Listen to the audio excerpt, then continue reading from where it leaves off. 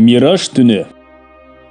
Мираж түні Hazreti Muhammad Peygamberimiz sallallahu aleyhi ve sellem Medinaga көчөрдөн 1,5 жыл мурда Rajab ayının 27 түні Харам мечитинен Каба Акса мечитине ал жерден Аллах Тааланын алдына барган 1001 сырлуу куттуу түн. Мираж түнү Аллах Тааланын эң сүйүктүү пайгамбарына саллаллаху алейхи ва саллям тартуулаган өзгөчө белеги болгон. Буга чейин эч бир периштеге, эч бир пайгамбарга, эч бир жандуу жансызга мындай улуу сый тартууланган эмес. Мираж түнү башталар замат Азирети Жабраил алейхиссалам периште Аллахтын буйругу менен бейиштен буракты алып Азирети пайгамбарыбыздын саллаллаху алейхи ва саллям алдына келет. Экөө алгач Акса мечитине ал жерден Сидратул Мунтаха деген жерге чейин барышат.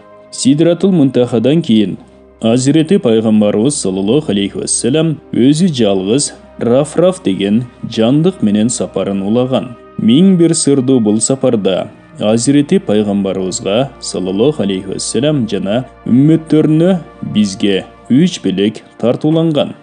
Биринчи Бакара сүрөсүнүн акыркы 2 аяты, экинчи 5 маал намаз, үчүнчү Аллах Таалага шерик кошпогондорго бейишке кере тургандыгына сүйүнчү. Мираж түнү окула турган намаз. Бул түнү да ар бир 2 рекетте 2 жакка салам берүү менен 12 рекет намаз окулат. Бул намаз мустахаб болуп эсептелет. Намаздан кийин Субханаллахи вальхамдулиллахи ва ла илаха иллаллах валлаху акбар. Маниси Аллах Таала бардык кемчиликтерден аруу. Даңаза жалгыз Аллахка гана таандык. Аллахтан башка кудай жок. Аллах улук деген таспихти окуп 100 жолу астагфируллах, о Аллахым, кечире көр деп Аллахтан кечирим тилеген Азирети пайгамбарыбызга саллаллаху алейхи ва саллям 100 жолу салават айткан жана ошол түндүн эртеси орозо кармаган адамдын тилектерин Аллах Таала иншаллах кабыл кылат. Азирети пайгамбарыбыз саллаллаху алейхи ва саллям бул түндө ибадат менен өткөргөн адамга 100 жылдык сооп бериле тургандыгын сүйүнчүлөгөн.